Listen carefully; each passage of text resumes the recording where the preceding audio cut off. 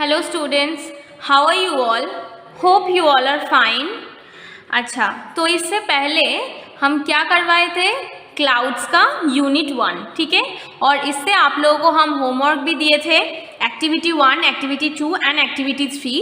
तो आज क्या हम लोग पढ़ने वाले? क्लाउड्स चैप्टर के यूनिट 2, ठीक है। तो शुरू करते हैं, let's start. His mother was the first he had asked in the morning, अम्मा जी, where have the clouds gone? तो वो जो छोटा सा लड़का, इससे पहले हम बोले थे कि वो जिसको रास्ते में देख रहे थे उसी को पूछ रहे थे कि आपने क्लाउड्स को देखा, इधर क्लाउड्स आया था क्या? लेकिन ये सवाल उसने पहले एकदम सुबह में वो अपने मम्मी से किया, ठीक है। माँ से ये पूछा कि अम्मा जी, where have the clouds gone? मतलब बादल कहाँ गया माँ? Who's gone where? अम्मा जी said, as if he had asked an exceptionally stupid question. तो अम्मा जी ने बोला, कौन, कहाँ गया? और उसने ऐसा एक रिएक्शन दिया जैसे कि उनका बेटा ने एक बहुत ही मूर्खता वाला सवाल पूछ लिया। क्लाउड्स, तो लड़का ने क्या कहा? बादल। Clouds, have you lost your mind? Boy तখন बोलছে, क्लाउड्स, तुम्हारा दिमाग खराब हो गया क्या? Hurry up now, wash quickly, eat your breakfast and go to school. तो उसके माँ ने क्या कहा? उसके माँ ने कहा कि जल्दी चलो, जल्दी करो, पहले अपना हाथ मुंह धो लो, ब्रेकफास्ट खाओ और जल्दी से स्कूल जाओ, ठीक है।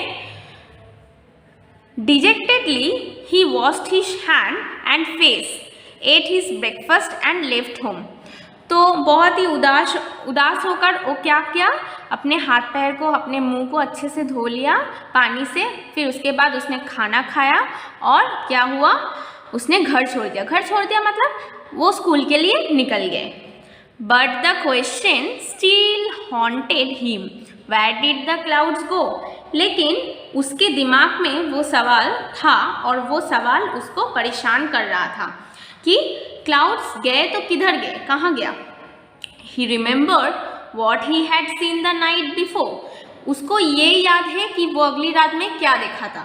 Clouds gathering in the dark sky, उसने क्या देखा था? उसने देखा था कि रात के काले आसमान में बादल जमा था, ठीक है। अच्छा, but when he went to sleep, लेकिन जब वो सोने गया था, the sky was clear and full of stars. तो उसने देखा कि पूरा आसमान एकदम क्लियर था और पूरा तारों से भरा हुआ था, ठीक है। When he awake again he had no idea of the time. उसके बाद वो फिर एक बार जग गया था, ठीक है, उसका नींद खुल गया था और उसको ये नहीं पता था कि तब टाइम क्या हुआ था, समय का पता नहीं था। All he knew was that it was the middle of the night. सिर्फ उसको ये पता था कि वो रातों के बीच का समय था, मिडनाइट था, ठीक है। अब there in the sky the clouds were rumbling, ठीक है। तो आसमान में क्या हुआ? क्लाउड्स मिलके बहुत क्लाउड्स भरा हुआ था और क्लाउड्स गड़गड़ा रहे थे, ठीक है, गड़गड़ा रहे हैं। अच्छा, फिर क्या हुआ? In the occasional flashes of lightning there were dense and black. और क्या हुआ था? कभी कभी बीच बीच में बिजली भी चमक रहे थे, ठीक है। और उस टाइम में पूरा आसमान पूरा वो काला था, एकदम बादल जो था पूरा काला था। It looked as if it will be raining. और देख के ऐसा लग रहा था वो लड़का को कि शायद बारिश हो सकता है। Rain will have ruined his sleep. और अगर बारिश होगा तो उसको नींद नहीं आएगा, शायद उसका नींद नहीं हो पाएगा। ही न्यू, उसको पता था। When he got up in the morning, लेकिन जब वो सुबह उठे, ही वॉज अमेज्ड, वो एकदम आश्चर्य हो गया, वो चौंक गया। The sky was clear and empty, मतलब वो आसमान पूरा क्लियर था और पूरा एकदम साफ था, ठीक है, कुछ भी नहीं था वहाँ पर, पूरा खाली था। Not a trace of rain in the courtyard, मतलब उसके जो आंगन है वो आंगन में थोड़ा सा भी एकदम बारिश का बूंद नहीं था।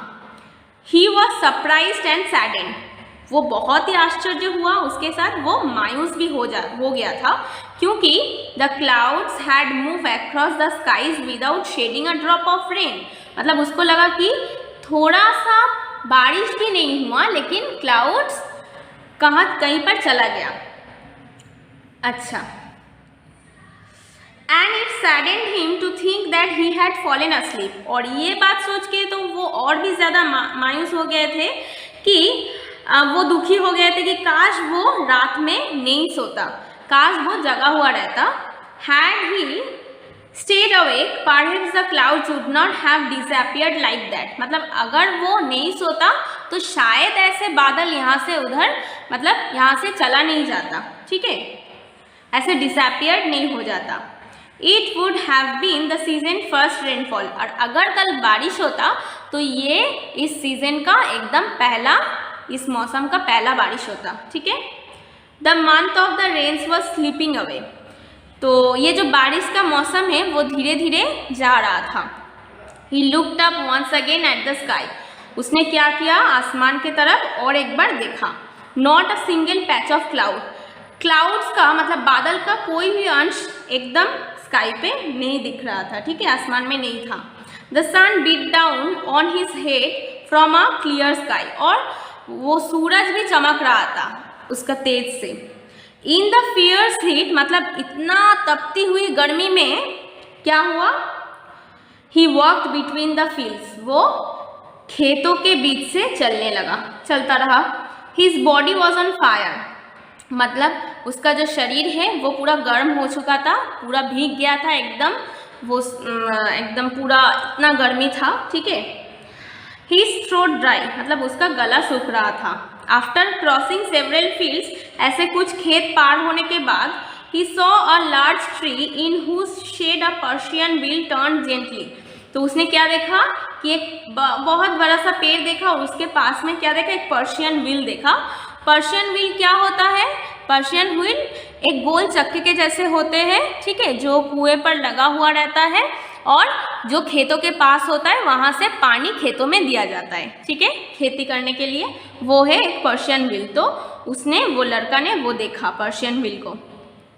It was like he had reached an oasis in the middle of a desert. तो उसको लगा कि वो मरुस्थल में पहुँच गया, ठीक है। डेजर्ट का मतलब है मरुस्थल और ओसिस का मतलब है मरुस्थल में बहुत दूर जाने के बाद कभी कभी ऐसा होता है कि बीच में थोड़ा सा पानी दिख जाता है और उसके आसपास में थोड़ा सा पेड़, छोटा छोटा घास ऐसे दिख जाता है। तो उसको लगा कि ये पूरा मरुस्थल है और उसके बीच में थोड़ा सा इतना पानी का, मतलब पर्शियन व्हील देख के उसको ओसिस का याद आ गया। ही reached the shelter of the tree and splashed the cool water from the Persian wheel on his dusty feet. तो उसने क्या किया, वो पेड़ के पास गया, ठीक है, और वो पर्शियन व्हील से पानी लेकर उसने क्या किया, अपने जो धूल मिट्टी लगा हुआ जो पैर था, इतना खेतों से वो चल चल के आए, तो अपने पैरों पे दिया। Then he washed his hands. फिर उसने क्या किया, अपना हाथ धोया, एंड फेस, फिर अपना मुंह धोया, एंड ड्रैंक हिज फिल। और उसको जितना प्यास लगा था वो एकदम मन भर के पानी पी लिया, ठीक है। तो ये यूनिट 2 ख़त्म हुआ, ठीक है। अच्छा, तो ये व्हाट नेक्स्ट आप लोग पढ़ना अच्छे से। और आज के लिए आप लोगों का होम टास्क है एक्टिविटी 4 एंड एक्टिविटी 5। एक्टिविटी 4 में क्या है, ट्रू फॉल्स है, ये अच्छे से पढ़ना और उसके बाद ट्रू या फॉल्स होगा वो लिखना पड़ेगा, और जो फॉल्स है उसका स्टेटमेंट भी देना पड़ेगा, ट्रू का भी स्टेटमेंट देना है, ठीक है। और एक्टिविटी 5 में क्या है, answer the following question. 4 question हैं, ये 4 क्वेश्चन तुम लोगों को समझ के अच्छे से कॉपी में लिखना है, ठीक है। तो आज के लिए पढ़ाई क्या हुआ था, क्लाउड्स का यूनिट 2, एंड होमवर्क क्या है, क्लाउड्स की जो चैप्टर है उसमें से एक्टिविटी 4 एंड एक्टिविटी 5, ठीक है।